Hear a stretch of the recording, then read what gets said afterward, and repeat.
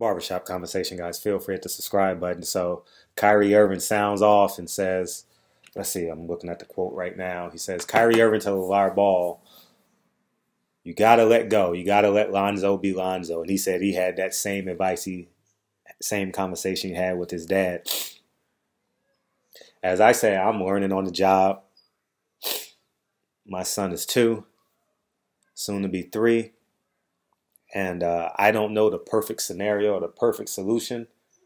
I'll just say this. The main ingredient that's been in Lonzo's life has been the mother and his father. And I would agree that he has to be an individual. But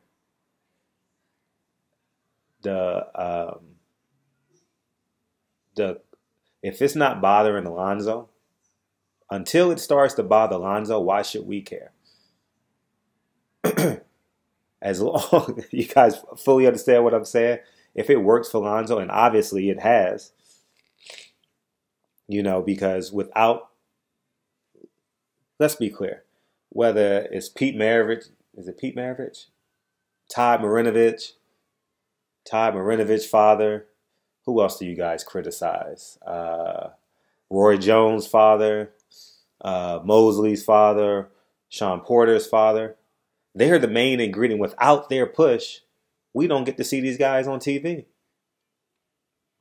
And so I don't know what and I'm just being honest, I don't know what the threshold is. I honestly don't know. Maybe I'll have an answer for you guys in 10 years if you guys want to hang on that long. But my goal is to push my child beyond fear and fatigue. That is my goal as a father. And that's what I plan on doing. And don't really care on what the outside world sees as I'm pushing my child. I'm unflappable, I believe right now. That's what I believe.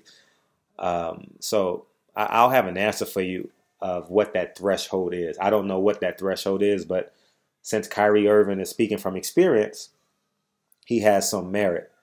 And I'm interested to see what happens when Lonzo goes to the NBA and how his father will either digress or progress in his actions. But what I will say, he needs to continue to progress in the business sector. Whatever avenue he believes his son can flourish from, and that brand, he needs to make it happen. So, and I know his personality is unforgiving to some degree, overbearing to people may say, but without his drive, the Ball brothers may be Division II athletes,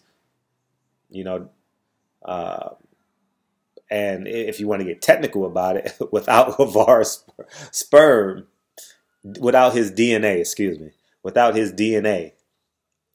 the Ball brothers are not here. So he's the main ingredient. He and his wife are the main ingredient. And let them decide as a family when they have those conversations about, because Lonzo Ball is already a millionaire. He's already got his advance. His money is guaranteed. So we'll have to sit back and see. I don't have an answer.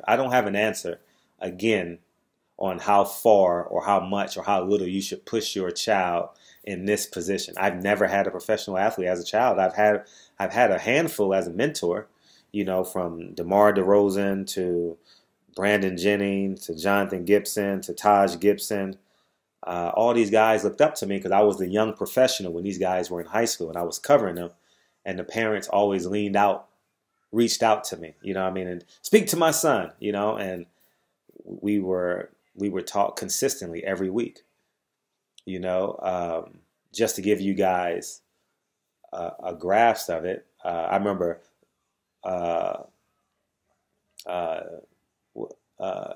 DeRozan would tell me, man, when I get grown, I'm going to have a car just like you. I had a 745 back then, a BMW. And I used to always talk to him. And he was on my team in the Say No. And I had 2 summers with DeMar DeRozan. It was a great experience. His dad lives around the corner from my mom. I see him, every so often. I have his cell phone number. We talk every blue moon. But, the list goes on and on. Taj calls me every summer. He lives in LA every summer.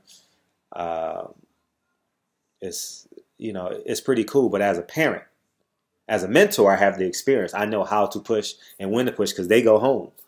But as a parent, I don't know yet.